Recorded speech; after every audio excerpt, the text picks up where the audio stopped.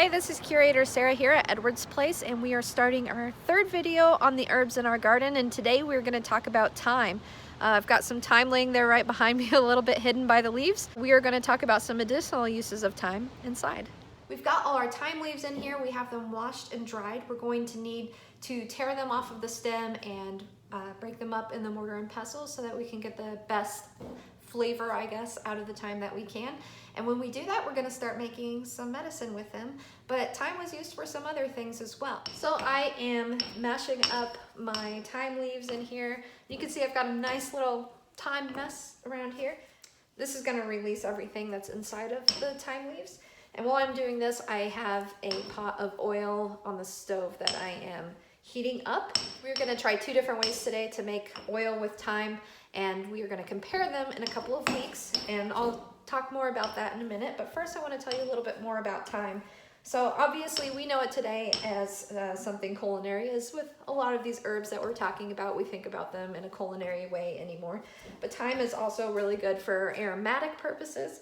Actually right now I'm smelling it and it smells wonderful. Back in the 19th century, they also used it in a culinary way. It was really good to season, I think, like fish with and soups and things like that.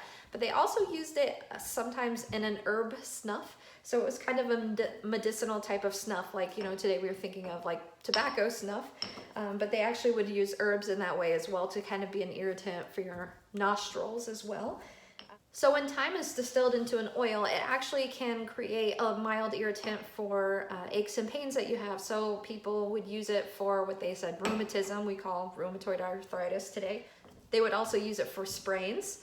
But it was also used as an antiseptic. Actually, in the battlefield from ancient times up until about World War I, people were using thymol, which is derived from thyme. Even today, we are still using thymol. It's actually one of the ingredients in Listerine. So if you use mouthwash, there's a possibility you still use thymol in a medicinal way today. There are even products out today that use thymol as a disinfectant. Helps kill 99.9% of germs.